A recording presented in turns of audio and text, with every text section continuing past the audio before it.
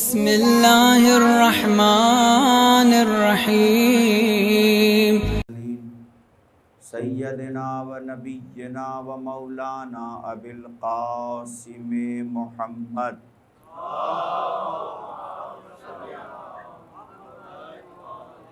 و علی اہل بیتہ الطیبین الطاہرین المعصومین لا سیما علی بقیت اللہ فی الارضین و حجتہ علی العالمین الامام المہدی المنتظر والحجت الثانی عشر ولعنت اللہ علی اعدائہم اجمعین اما بعد فہو اصدق الصادقین وقولہ الحق بسم اللہ الرحمن الرحیم ان اللہ وملائکتہ یصلون علی النبی یا ایہا الذین آمنوا صلوا علیہ وسلموا تسلیما۔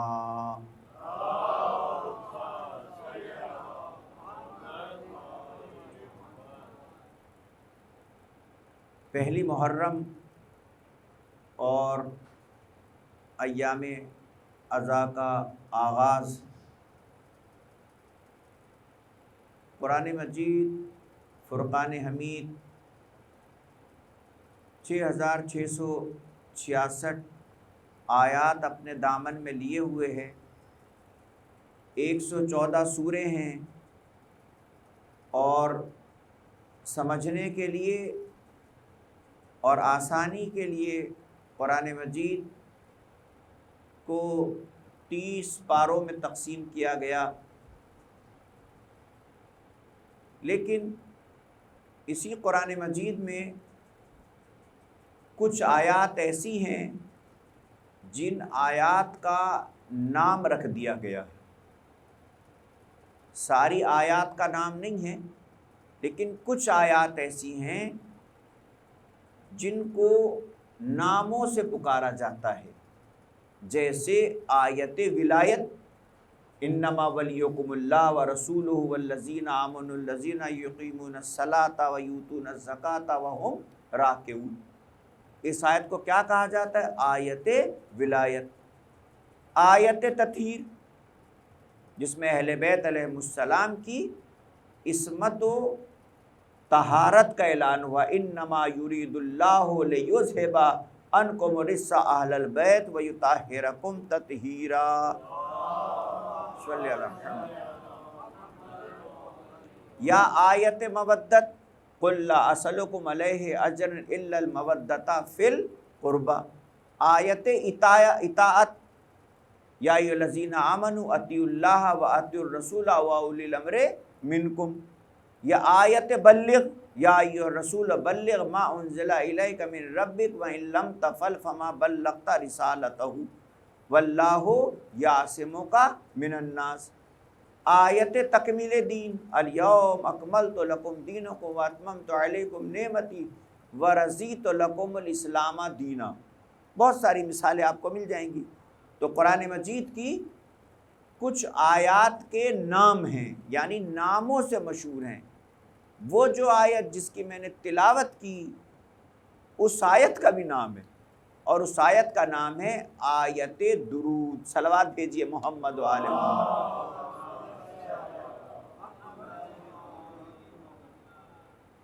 مجالس محرم کا آغاز ہو رہا ہے، لیکن اس سے پہلے کہ میں مزید اس آیت کے ذیل میں آپ کے سامنے جو موضوع ہے حق تسلیم اہل بیت، معروضات انشاءاللہ اسی موضوع کے ذیل میں پیش ہوتے رہیں گے، لیکن آغاز کلام میں کچھ باتیں آپ کے سامنے مجلس سے متعلق عرض کر دی جائیں تاکہ اسی راستے پر ہم چلتے رہیں۔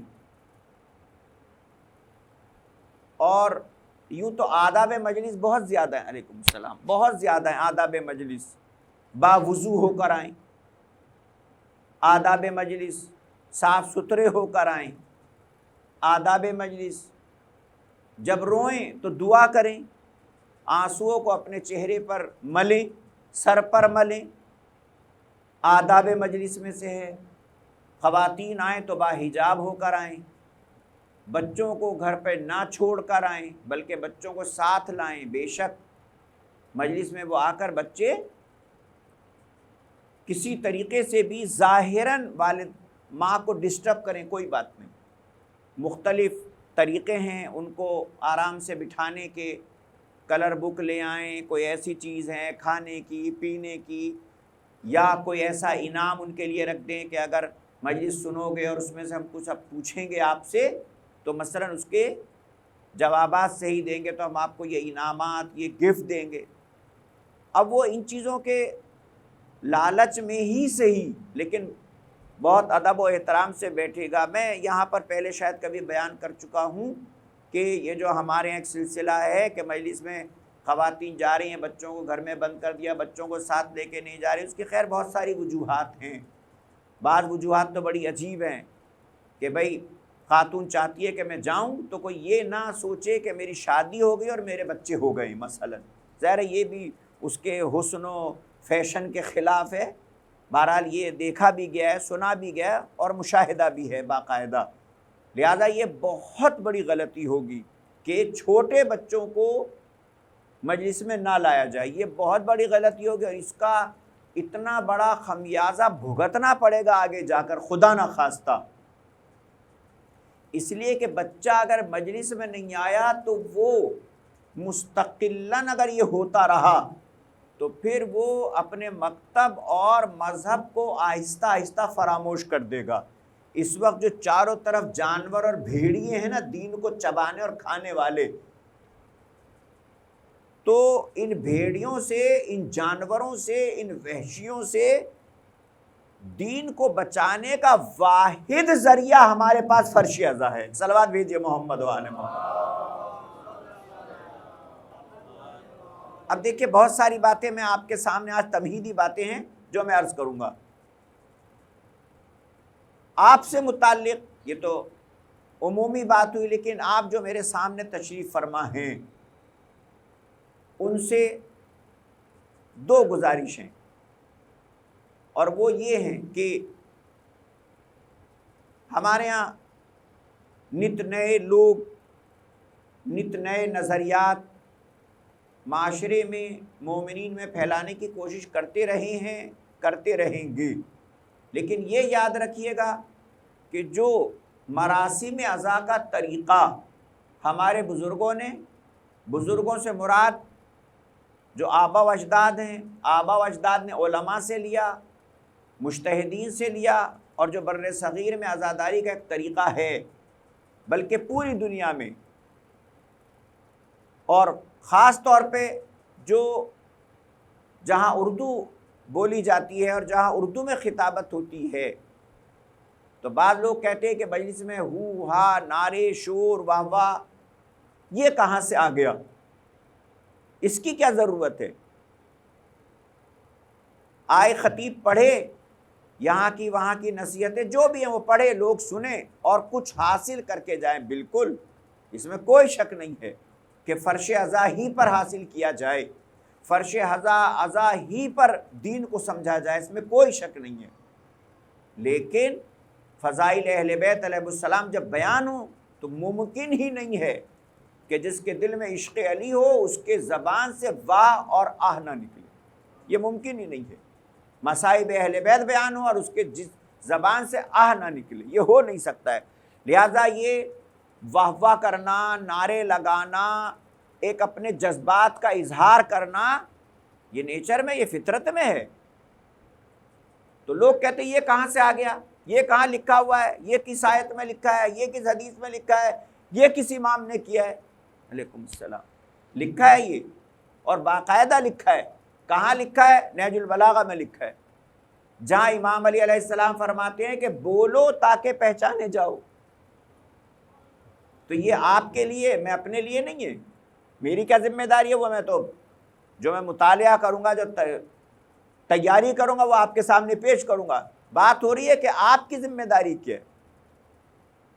لہذا جب فضائل اہل بیت ہوں، بیان ہوں، تو اس کا رسپانس، اس کا جواب، جو مجلس کی جو شان ہے وہ دو چیزیں ہیں، ایک فضائل پر صلوات پڑھنا، نعرے لگانا اور مصائب پر بآواز بلند گریہ کرنا، یہ مجلس کی شان و شوکت ہے، یہ مجلس کی زینت ہے۔ ویسے خود پیغمبر اکرم کی حدیث ہے کہ زینوا مجالسکم بذکر علی ابن ابی طالب، کہ اپنی مجلسوں کو زینت دو علی علیہ السلام کے ذکر سے۔ باقی کسی کا کوئی اور ذکر اس قابل نہیں ہے کہ ان کا تذکرہ مجالس میں کیا جائے۔ مجلس سے مراد، ہمارے مجلس سے مراد کیا ہے؟ فرش عزا۔ لیکن مجلس کا مطلب کیا ہے؟ مجلس کا مطلب ہے جب کچھ لوگ کہیں جمع ہوں، کہیں کچھ لوگ بیٹھیں، جب کچھ لوگ کہیں بیٹھے تو وہاں جو بھی بات کرنا چاہیں کریں، لیکن اس میں تھوڑا سا تذکرہ فضائل اہل بیت کا ہونا چاہیے۔ اس لیے کہ روایت موجود ہے کہ اگر چند لوگ کہیں بیٹھ جائیں اور وہاں ذکر مولا نہ کریں تو ایسی مجلس پر خدا کی لعنت ہوتی ہے۔ ایک صلوات بھیجیے محمد و آل محمد۔ تو لگے کہ واقعی مومنین موجود ہیں، اس لیے کہ جب کوئی کچھ بیان کرتا ہے خطیب تو اندازہ ہوتا ہے کہ سننے والے متوجہ ہیں، سن رہے ہیں، سوئے ہوئے نہیں ہیں۔ تو اس سے اندازہ ہوتا ہے کہ توجہ ہے، بات واضح ہو رہی ہے، سمجھ میں آ رہی ہے، لہذا اندازہ ہوگا۔ اور جب سننے والے جواب دیں گے تو پتہ چلے گا کہ ان کے پاس سمجھ کتنی ہے، اور جب بیان کرنے والا بیان کرے گا تو پتہ چلے گا اس کو آتا کتنا ہے۔ یا اگر الفاظ بدل دیے جائیں، جب سننے والے نعرے لگائیں گے تو پتہ چلے گا، اور بیان کرنے والا جب بیان کرے گا تو بھی پتہ چلے گا۔ مگر کیا پتہ چلے گا؟ عالم بیان کرے گا تو پتہ چلے گا اس کے سینے میں علم کتنا ہے، اور جب المومنین نعرے لگائیں گے تو پتہ چلے گا ان کے سینے میں عشق علی کتنا ہے۔ ایک صلوات بھیجیے محمد و آل محمد۔ تو بات یہ ہو رہی تھی کہ یہ آیت جس کو آیت درود کہا جاتا ہے، آیت درود، اور اس آیت کا بالکل آسان سا ترجمہ کروں گا اور آج کی حد تک کچھ باتیں عرض کروں گا، کیونکہ یہ مجلس جو ہے یہ مجلس آمد محرم اور یہ مجلس عزاداری سید الشہداء کی فضیلت سے متعلق آج کی حد تک، اور وہ یہ ہے کہ آیت درود جس کا ترجمہ یہ ہے کہ بے شک یقیناً اللہ اور اس کے فرشتے پیغمبر اکرم صلی اللہ علیہ وآلہ وسلم پر درود بھیجتے ہیں، تو اے صاحبان ایمان تم بھی درود بھیجتے رہو۔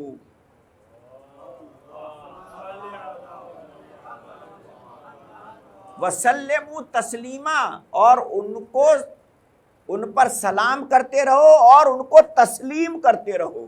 اب اس کی وضاحت آگے انشاءاللہ اگلی تقریروں میں ہوں گی، لیکن میں اس وقت اپنے آپ کو ایک جملے پر روک رہا ہوں جو آپ کی خدمت میں عرض کرنا ہے۔ دیکھیں، ترجمہ گفتگو میں انسان کچھ بھی بول دے، صلوات پڑھو، ہے نا، صلوات پڑھو، عام طور پہ یہ بیان ہوتا ہے کہ صلوات پڑھو، لیکن مقصد صلوات پڑھنا نہیں ہے، مقصد ہے صلوات بھیجنا۔ توجہ ہے آپ کی؟ صلوات بھیجنا۔ اور اگر آپ عربی گرامر کے حساب سے دیکھیں، ان اللہ و ملائکتہ، بے شک اللہ اور اس کے فرشتے، یصلون، صلوات بھیجتے ہیں۔ دیکھیں، یہ فعل مضارع ہے، اور فعل مضارع دونوں معنی دیتا ہے، حال کے بھی اور مستقبل کے بھی۔ آیت کس پر نازل ہوئی؟ پیغمبر پر۔ کب نازل ہوئی؟ 1500 سال پہلے۔ بے شک فرشتے اور اللہ درود بھیجتے ہیں۔ یصلون کا ترجمہ کیسے ہوگا؟ دو معنی نکلیں گے۔ درود بھیجتے ہیں اور درود بھیجتے رہیں گے. توجہ ہے, درود بھیجتے ہیں اور درود بھیجتے رہیں گے. آیت کب نازل ہوئی؟ 1500 سال پہلے. اچھا بھیجنے کا مسئلہ کیا ہے؟ کوئی کہتا نا بھائی موبائل میں آپ کو میسج کیا مجھے فلاں تصویر سینڈ کر دو, یعنی بھیج دو, ہے نا.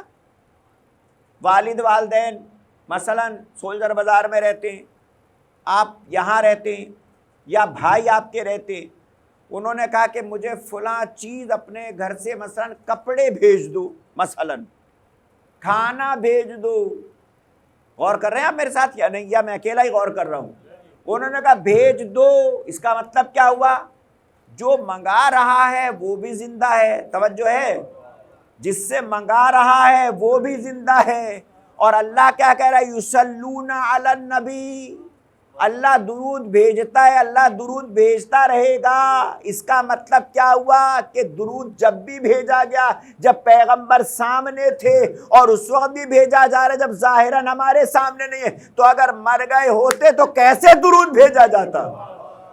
ایک صلوات بھیجیے محمد وآل محمد. کیسے درود بھیجتے؟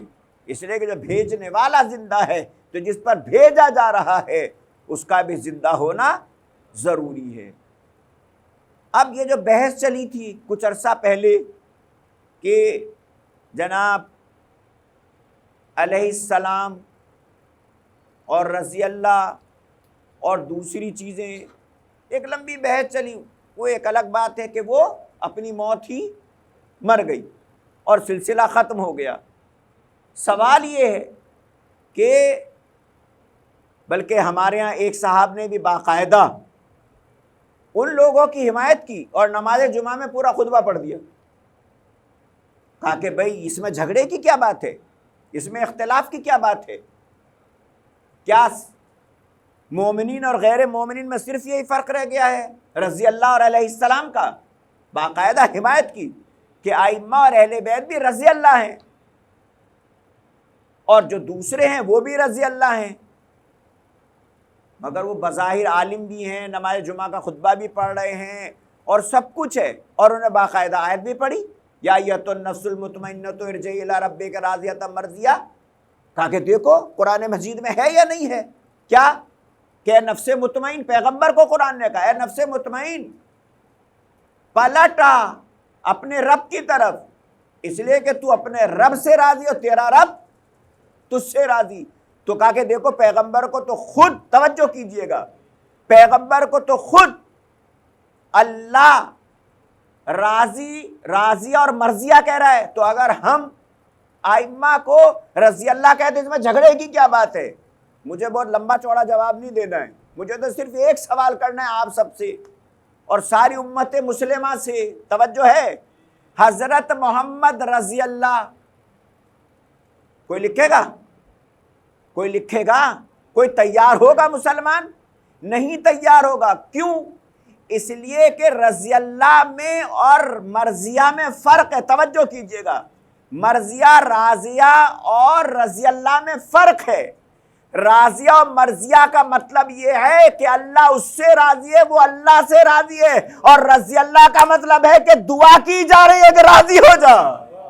ایک صلوات بھیجیے محمد وآل محمد پر. کم کرنے کی ناکام کوشش ہے, اور اسی آیت درود سے واضح ہوتا ہے کہ جو پیغمبر اکرم کے لیے درود ہے وہی آل محمد کے لیے درود صلی اللہ علیہ وآلہ. جب یہ آیت نازل ہوئی ہے وہ آپ کی ہزاروں ہزار بار یہ روایت سنی ہوگی, اور تمام علماء اہل سنت نے اس کو لکھا ہے کہ جب یہ آیت نازل ہوئی اور لوگ گئے ہیں پیغمبر کے پاس اور انہوں نے درود پڑھا اللہم صلی علی محمد, تو پیغمبر نے فرمایا یہ کیا ہے؟ کہا آیت میں تو ہے کہ آپ پہ درود پڑھے, ہم نے پڑھ دیا. پیغمبر نے فرمایا کہ یہ درود ناقص اور نامکمل ہے, یہ اس وقت تک قبول نہیں ہوگا جب تک کہ میری آل پر درود نہ پڑھا جائے.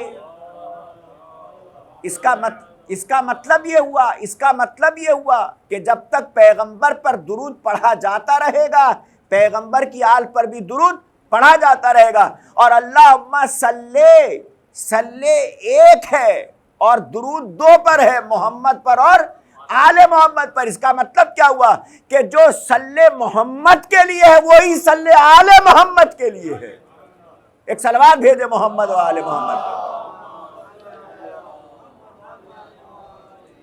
یہ کیا بات ہو گئی کہ جب درود کی باری آئی تو صلی علی محمد و آل محمد، اور جب الگ سے آل محمد کے نام لکھے تو رضی اللہ ہو گئے. یعنی اتنی جہالت ہے، اتنی کم عقلی ہے.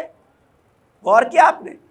لہذا دین جو ہے وہ محمد اور محمد کے بعد آل محمد. لہذا ہمیں کوئی دلیل نہ دے، ہمیں کوئی سمجھانے کی کوشش نہ کرے کہ روتے کیوں ہیں، ماتم کیوں کرتے ہیں، سیاہ لباس کیوں پہنتے ہیں، محرم کیوں مناتے ہیں، نیاز کیوں تقسیم کرتے ہیں.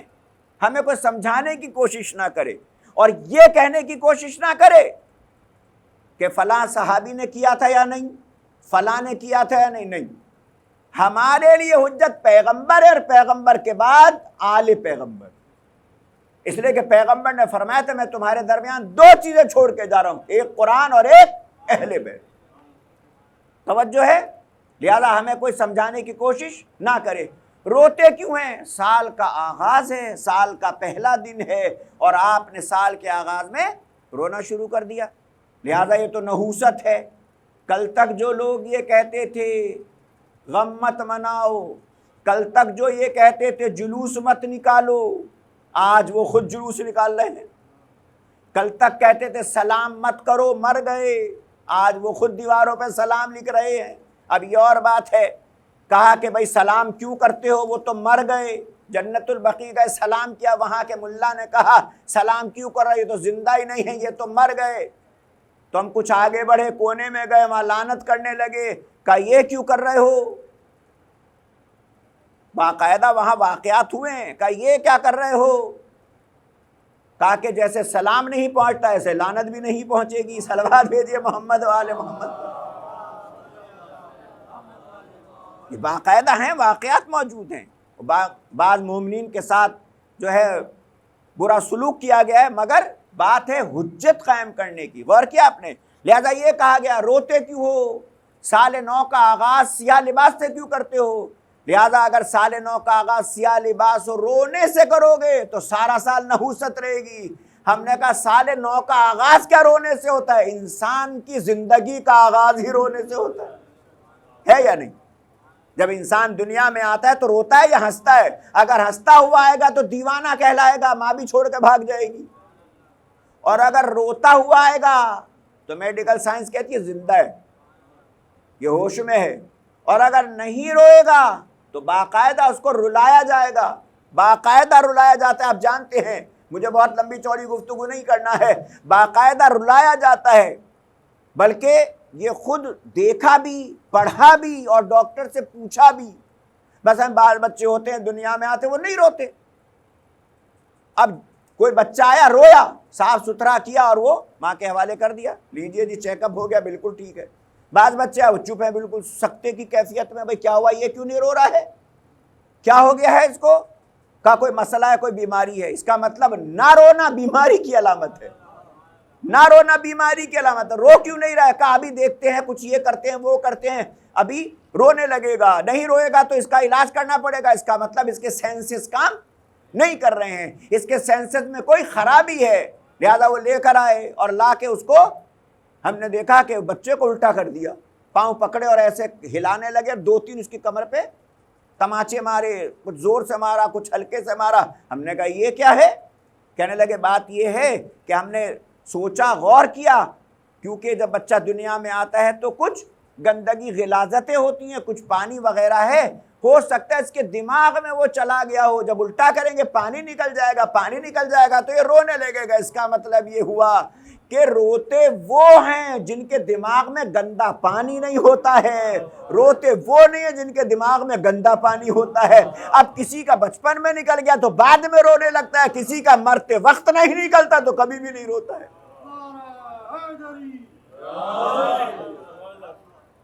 اور کیا آپ نے رونا۔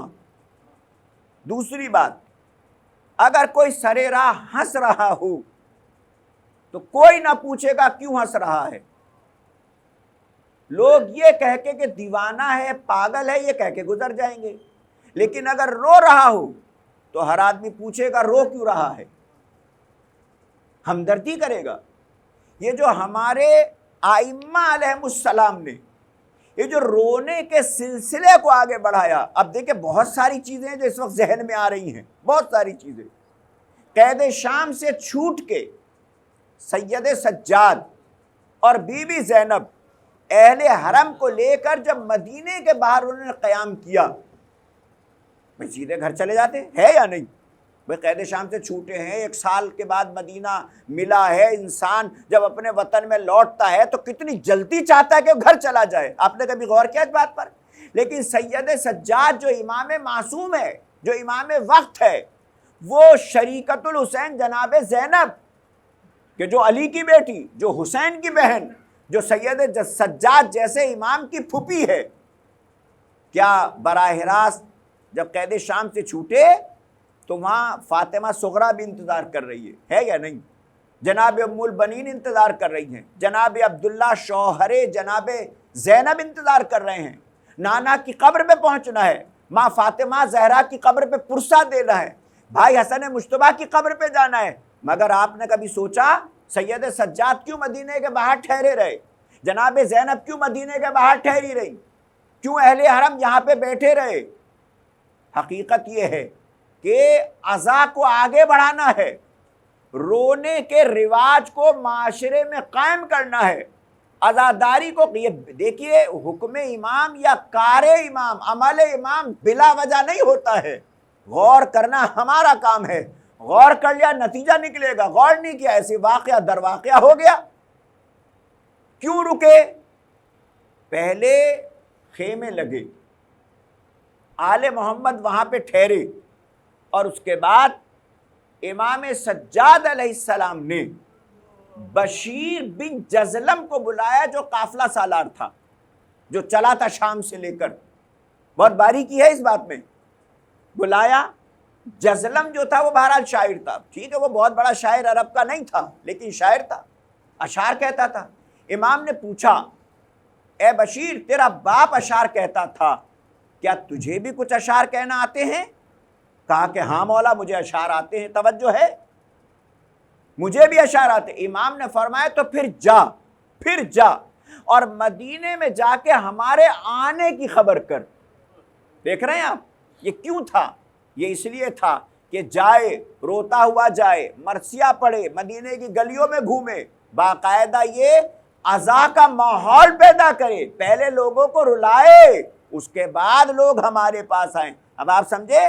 یعنی جناب زینب، سید سجاد یہ چاہتے تھے کہ عزا کا رواج پڑے، رونے کا سلسلہ آگے بڑھے، اور اس کے بعد سید سجاد کی 35 سالہ زندگی، امام زہری جو حکومتی عالم تھے، ان کی فقہ پہ لوگ عمل کرتے تھے، اس تک امام نے رو کر پیغام حسین کو پہنچایا کہ جب مجلس کی ہے، سنا ہوا واقعہ ہے کہ امام زہری وہاں بیٹھا ہوا ہے اور اس کے گھر میں، اور جب مرثیہ پڑھا ہے پڑھنے والے نے اور لوگ رونے لگے ہیں، امام سجاد روئے ہیں، اس کے بعد امام زہری نے، جو شیعہ نہیں تھا، آل محمد کا ماننے والا نہیں ہے، باقاعدہ دوسرے مذہب سے اور عقیدے سے تعلق رکھتا ہے، لیکن امام کو گھر پہ بلانے کے لیے امام نے اس سے کہا کہ مرثیہ ہوگا تیرے گھر میں تو میں آؤں گا۔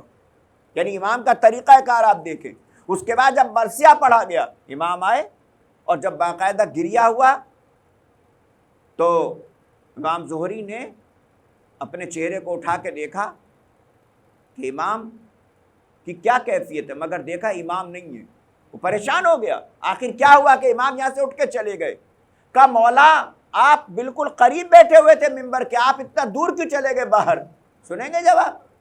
اور یہ واقعہ کوئی من گھڑت نہیں ہے، اتنے بڑے عالم اور فقی علامہ علی نقی نقل قبلہ علی اللہ مقامہ نے کتاب میں بھی لکھا، اور میں نے ان سے سنا بھی ہے۔ وہ فرماتے ہیں کہ امام زہری اٹھ کے گئے اور جا کے کہنے لگے مولا آپ کی جگہ تو آگے ہے، آپ وہاں پیچھے جا کے کیوں بیٹھ گئے؟ کہا زہری جو میں دیکھ رہا ہوں وہ تو نہیں دیکھ رہا ہے. کہا مولا آپ نے کیا دیکھا؟ کہا میری دادی زہرا جوتوں میں آ کے بیٹھی.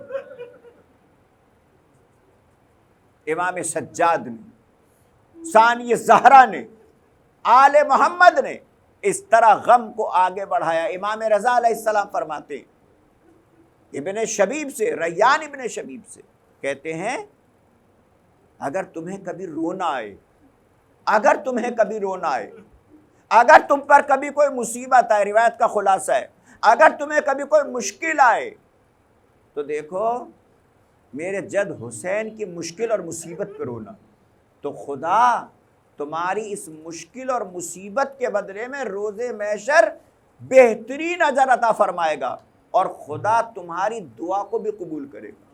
امام فرماتے ہیں، 8ویں امام، کہ اگر کوئی شخص میرے جد حسین پر اتنے آنسو بہائے کہ اس کی آنکھ سے مچھر یا مکھی کے پر کی برابر بھی آنسو نکل آئے، تو پروردگار عالم اس آنسو کے بدلے میں جو سب سے کم قیمت اس کو تحفہ عطا کرے گا وہ یہ ہے کہ اس کے گناہ معاف ہو جائیں گے اور وہ جنتی ہو جائے گا.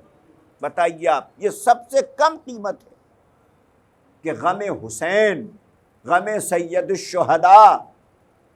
امام دیکھیے ہر چیز میں دکھاوا جائز نہیں ہے. مثلا ایک شخص ہے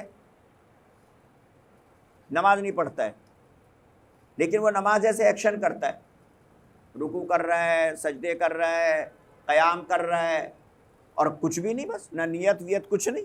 مجھے بتائیے اس کو ثواب ملے گا؟ ثواب ملے گا؟ نہیں. اس کی عبادت مانی جائے گی؟ نہیں. کیوں؟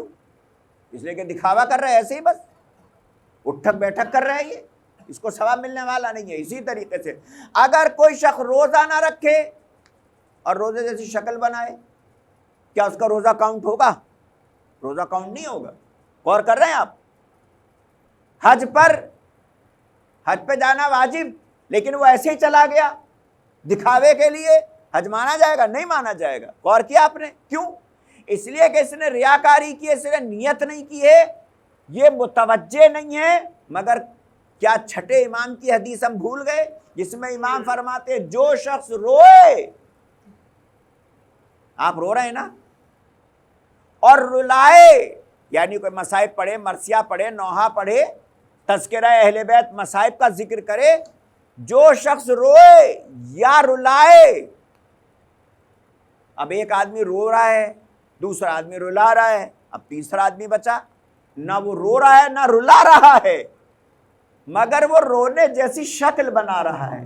امام فرماتے ہیں رونے والے کے لیے بھی جنت، رلانے والے کے لیے بھی جنت ہے، جو رونے جیسی شکل بنا اس پر بھی جنت. یعنی کسی عبادت میں صرف شکل بنانا کافی نہیں ہے، لیکن عزائے حسین میں شکل بنانا بھی اتنا ہی ثواب رکھتی ہے جتنا انسان روتا ہے یا رلاتا ہے. اس لیے کہ یہ رونا ابتدائے تخلیق آدم سے ہے، یہ کوئی ایجاد نہیں ہے، یہ 100 200 500 1000 سال پرانا قصہ نہیں ہے. جب سے اس زمین پر انسان آباد ہوا ہے، سب سے پہلی تہذیب زمین اور تہذیب بشر اور تہذیب آدمیت یہ ہے کہ آدم و حوا روئے ہیں. اور کس کے غم میں روئے ہیں؟ امام حسین کے غم میں روئے ہیں. جب پنجتن کے نام پروردگار عالم نے جناب جبرائیل کے ذریعے القاء کیے اور ترک اولا ہوا، کہا کہ جبرائیل آدم تم نام بھول گئے، خدا سے دعا کیوں نہیں کرتے ہو؟ اور دعا کی ہے اللہم انی اسألک بحق محمد وانت المحمود و بحق علی وانت الاعلی و بحق فاطمہ وانت فاطر السماوات والارض و بحق الحسن وانت المحسن و بحق الحسین وانت قدیم الاحسان. اے انسانوں، اے آدمیوں، تمہارے باپ نے پنجتن کا واسطہ دے کر دعا مانگی ہے. تو اچھی اولاد تو وہی کہلاتی ہے نا جو باپ کے نقش قدم پہ چلے.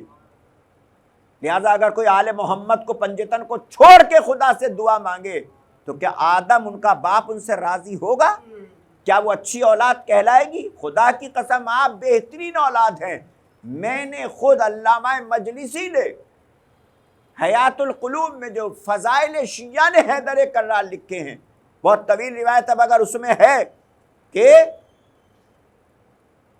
پروردگار عالم نے کہا کہ میں نے کائنات میں سب سے افضل اپنے نبی کو پیدا کیا، اور اس کے بعد آل محمد کو، اور پھر وہیں پہ سوال ہوا فرشتوں کو، فرمایا کہ فرشتوں سے افضل آل محمد کے ماننے والے شیعہ ہیں، اس لیے کہ ولایت آل محمد کو قبول کرنے والے ہیں، ولایت اہل بیت علیہ السلام کے ماننے والے ہیں۔ بس اس سے زیادہ آپ کو زحمت نہیں دوں گا۔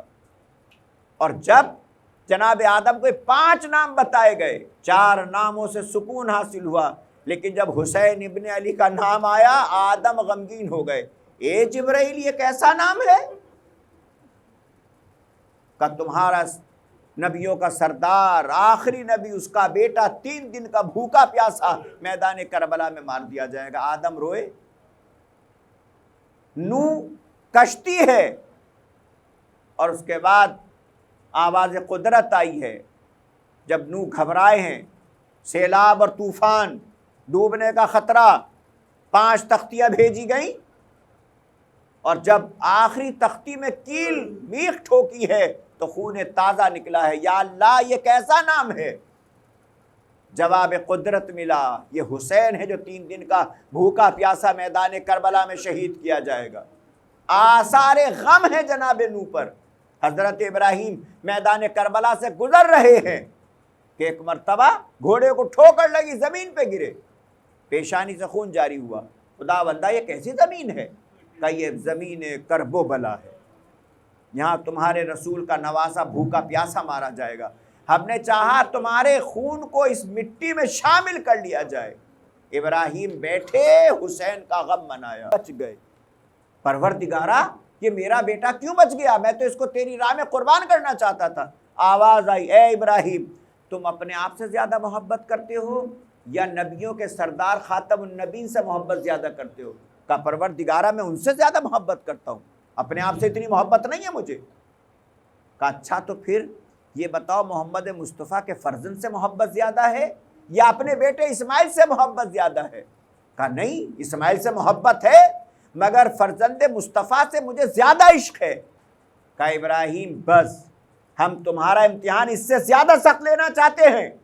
تمہارا بیٹا جو تمہاری نگاہ میں کم محبت رکھتا ہے، اور محمد مصطفیٰ کا بیٹا حسین جو تمہارے بیٹے سے زیادہ محبت تمہارے کلیجے میں رکھتا ہے، اگر یہ ذبح ہوتا تو تمہیں تکلیف ہوتی مگر کم ہوتی، صبر کرتے مگر کم کرتے۔ تمہارے آخری نبی کا بیٹا حسین ذبح ہوگا، بتاؤ تمہیں تکلیف زیادہ ہوگی؟ کہا خدا بندہ، مجھے بہت تکلیف ہوگی۔ کہا بھائی، اسی کے بدلے میں تمہیں ہم اجر عظیم دینا چاہتے ہیں۔ ہر نبی نے حسین کا غم منایا، اور زہرا جب نور مقدس مطہر امام حسین جب رحم زہرا میں منتقل ہوا، ایک دن کہنے لگی، بابا، میرا بیٹا حسن جب اس کا نور میرے رحم میں تھا، میرے شکم میں تھا، میری کبھی یہ کیفیت نہ ہوئی، لیکن جس دن سے یہ نور میرے رحم میں منتقل ہوا ہے، صبح و شام مجھے آواز آتی ہے، میں غریب الوطن ہوں، میں بھوکا ہوں، میں پیاسا ہوں۔ بابا، اس بچے کی یہ کیفیت کیوں ہے؟ کہا بیٹی، یہ تیرا بچہ 3 دن کا بھوکا پیاسا مارا جائے گا۔ حسین دنیا میں آئے، اسما بنت امیس نے رسول اکرم کی آغوش میں امام حسین کو دیا۔ اذان و اقامت کے بعد اللہ کے رسول کی آنکھوں سے آنسو جاری ہو گئے۔ اسما پریشان، اللہ کے رسول، آپ کو کس نے رلا دیا؟ کہا بھی فرشتہ آیا، میں نے اس بچے کو پیار کیا، فرشتے نے آ کر کہا یہ تمہارا بچہ پیاسا بھوکا قتل ہو جائے گا، میں اس کے غم میں رو رہا ہوں، اور فرمایا کہ اس کو ایک باغی ٹولہ قتل کرے گا جو میری شفاعت سے روز محشر محروم رہے گا۔ اس کے بعد امام حسین جب اور بڑے ہوئے تو ایک دن، بس 2 روایتیں اور آپ کی زحمت تمام، ایک دن جبرائیل آئے، امام حسین کی شہادت کی خبر دی۔ کیفیت یہ ہے امام حسین کی کہ ایک مرتبہ تڑپے اور زہرا تڑپی، بس ایک سوال کیا کہ بابا یہ کب ہوگا؟ کہا میری بیٹی اس وقت ہوگا جب میں نہ ہوں گا، یہ حسین مارا جائے گا مگر میں نہیں ہوں گا۔ کہا اچھا علی ہوں گے؟ کہا نہیں علی بھی نہیں ہوں گے۔ کہا اچھا میں ہوں گی؟ کہا نہیں تم بھی نہیں ہوگی۔ میرا بیٹا حسن ہوگا؟ کہا نہیں وہ بھی نہیں ہوں گے۔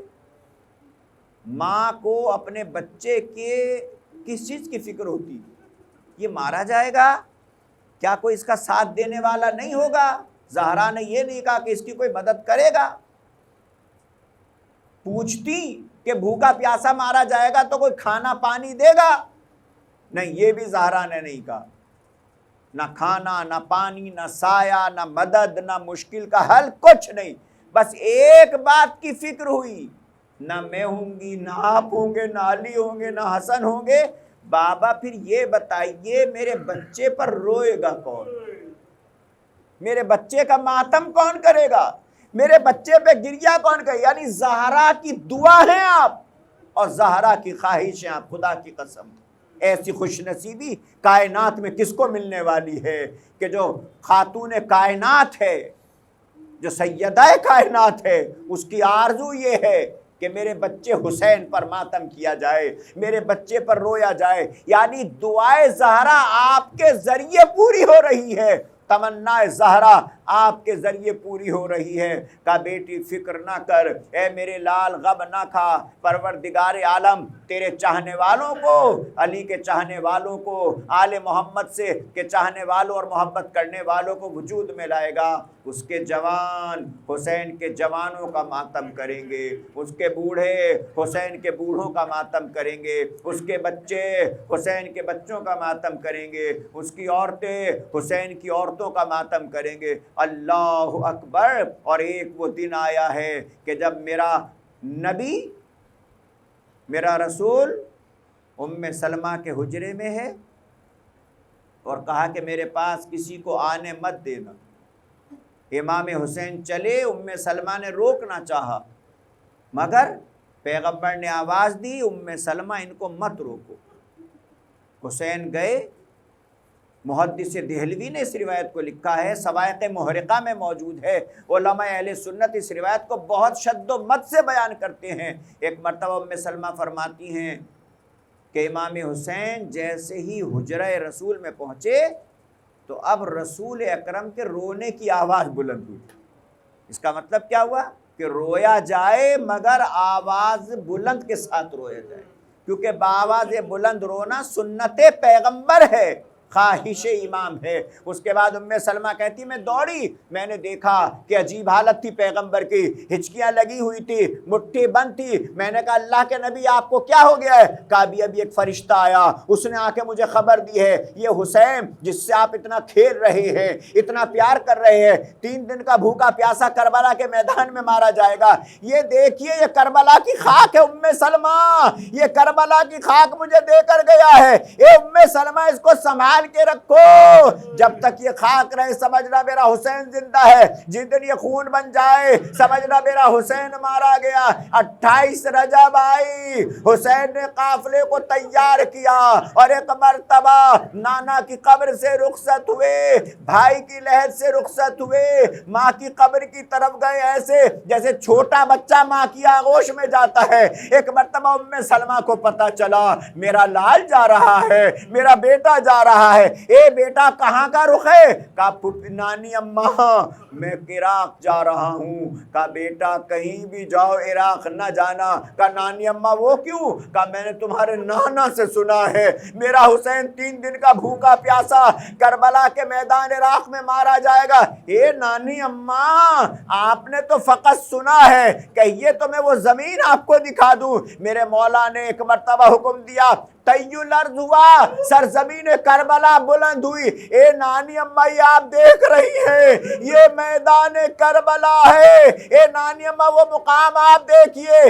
جہاں میرے بھیا عباس کے بازو قلم کیے جائیں گے۔ اے نانی اماں یہ جو جگہ آپ نے دیکھی ہے نا یہاں میرے قاسم کا لاشا پامال کیا جائے گا۔ اے نانی اماں وہ مقام جو ہے یہاں میرے 6 مہینے اصغر کے گلے پہ تیرے سے شعبہ مار کے اس کو ذبح کر دیا جائے گا۔ اور ایک مرتبہ حسین نے بتایا وہ جگہ جو ہے یہ وہ مقام ہے جہاں شبیہ پیغمبر کلیجے میں برچھی کا پھل لگے گا، ایڑیاں رگڑ کے دنیا سے چلا جائے گا۔ اور ایک مرتبہ بس آخری جملہ ہے، ایک مرتبہ حسین نے رخ کیا، ام سلمہ نے